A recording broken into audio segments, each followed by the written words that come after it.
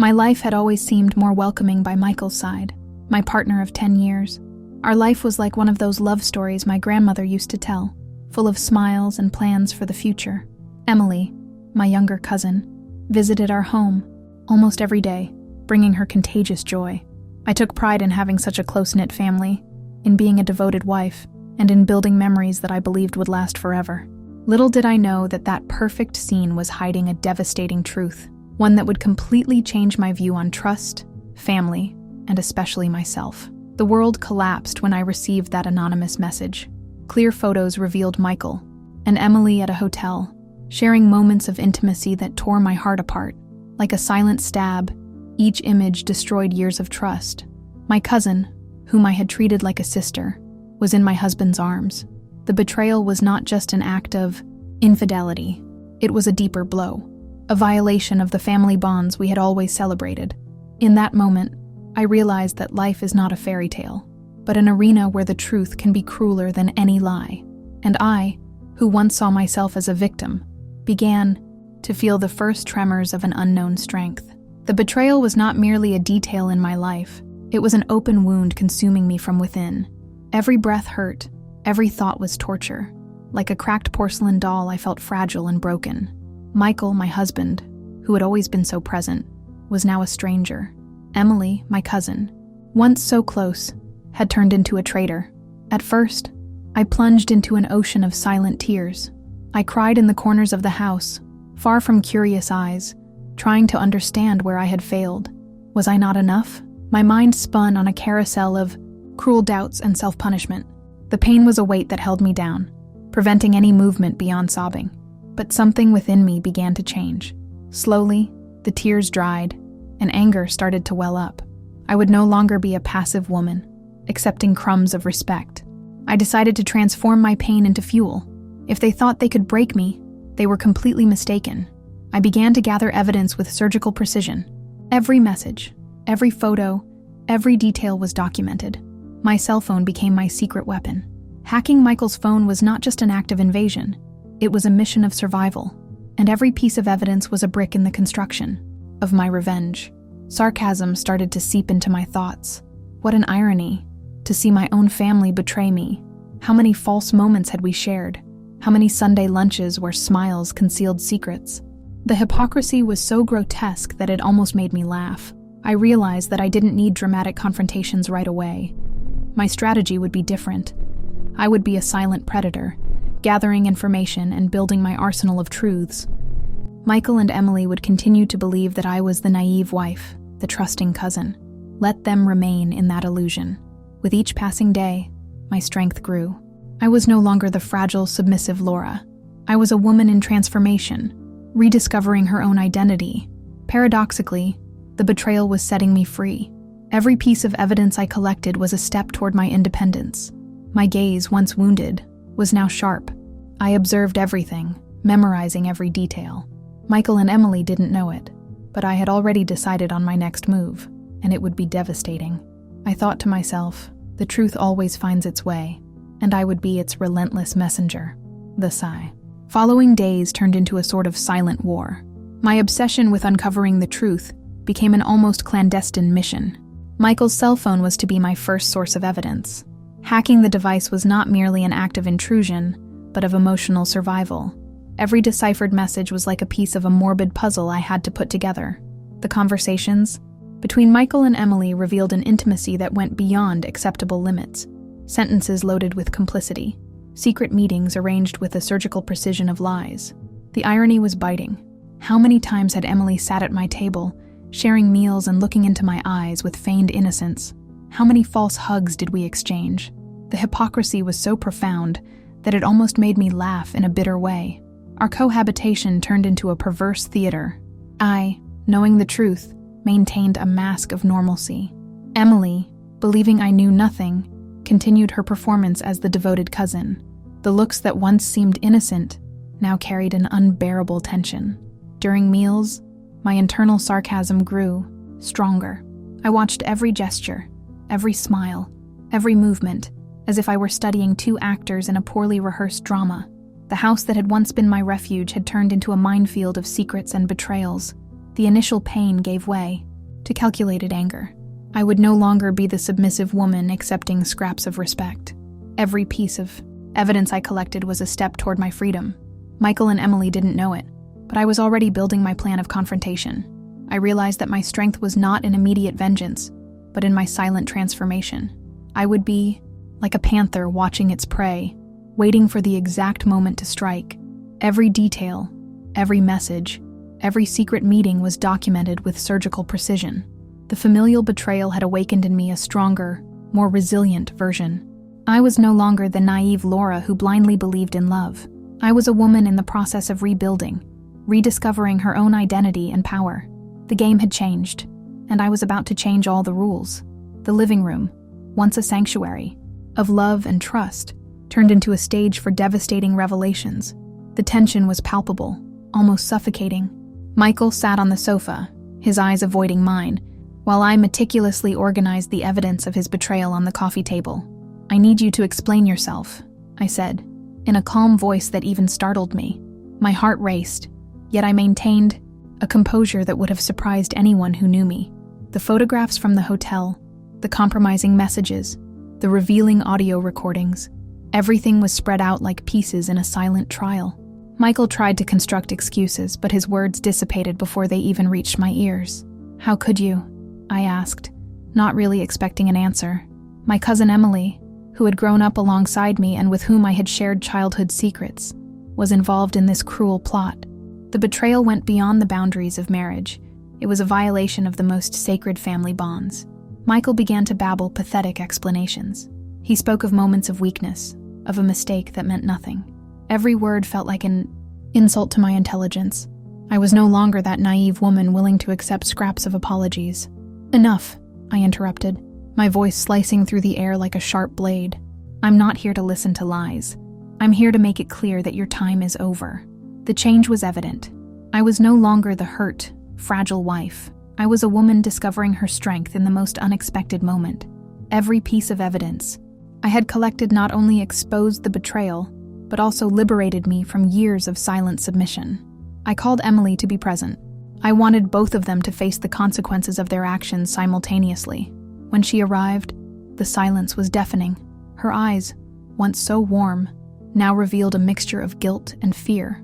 "You thought I would be just another victim," I said with a sarcastic tone, "but you were completely wrong." The confrontation was more than just a discussion about betrayal. It was my declaration of independence.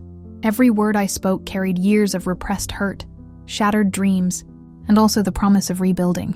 Michael tried to interrupt me, but the look I gave him silenced him instantly. It was no longer a look of pleading or pain. It was the look of someone who had reclaimed her power and dignity. The familial betrayal had transformed me, and that transformation would be my greatest revenge. The escalation of the conflict unfolded, like a dark film, where each scene revealed deeper layers of betrayal. My home, once a sanctuary of love and trust, turned into a stage for silent emotional battles.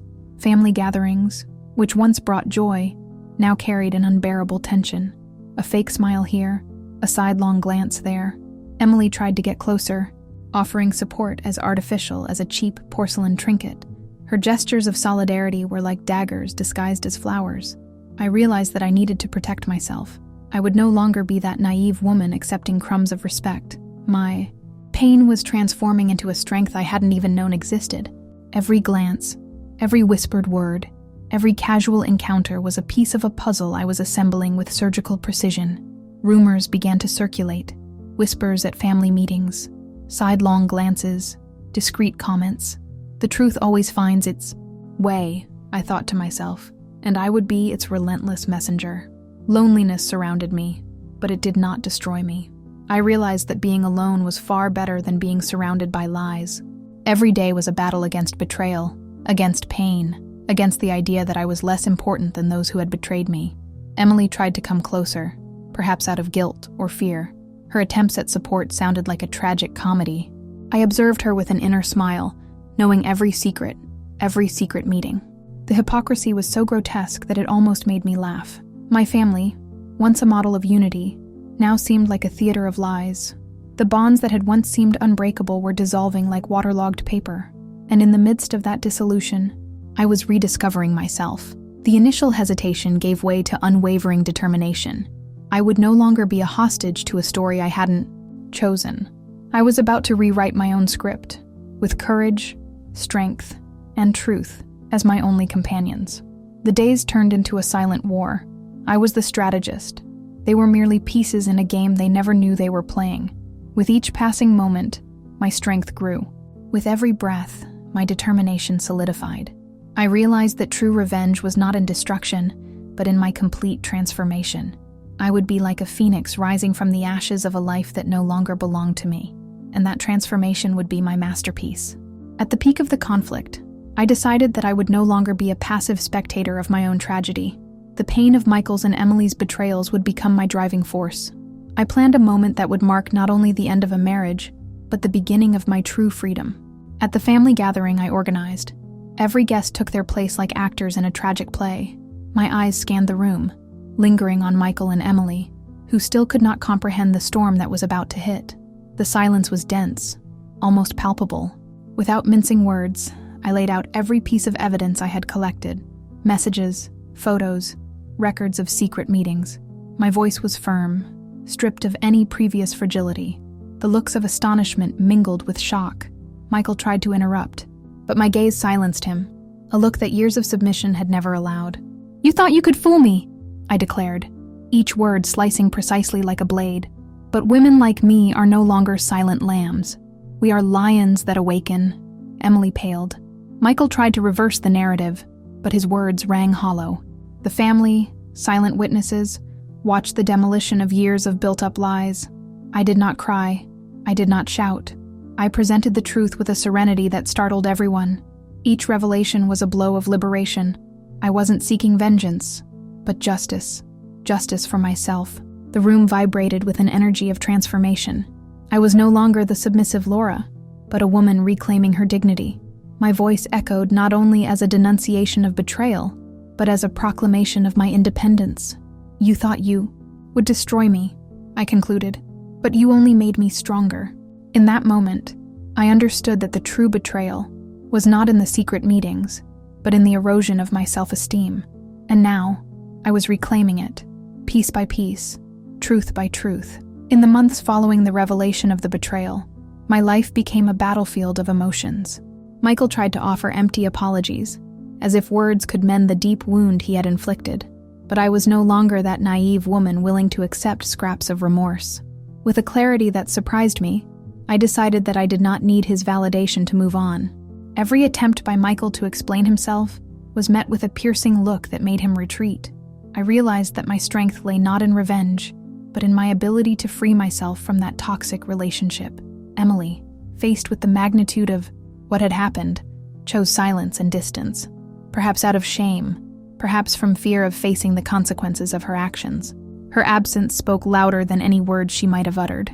I closed the doors to Michael, both literally and metaphorically. Our 10-year marriage turned into a closed chapter, ended without drama, but with unwavering determination.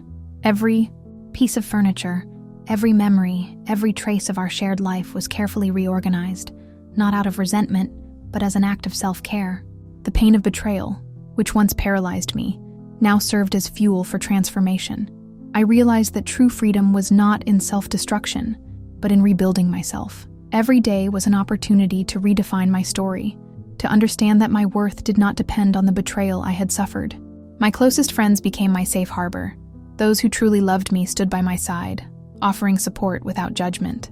Long conversations, glasses of wine, tears and laughter intertwined, forming a mosaic of healing and resilience.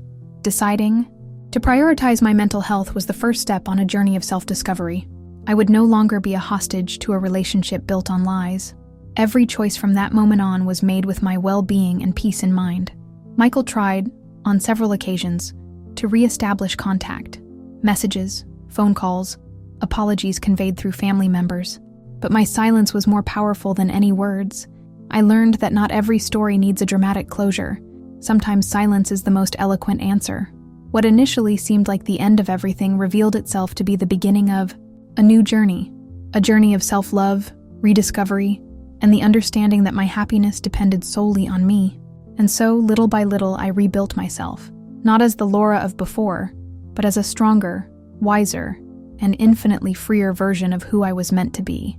Months after the confrontation that shattered my family's foundation, I realized that true reconstruction was not found in others, but within myself. New York City, my home, witnessed my metamorphosis from a betrayed woman into a resilient warrior. My new job became a turning point. I now worked for a communications company where my strength and determination found fertile ground. Every project, every meeting was another step on the ladder of my self-worth.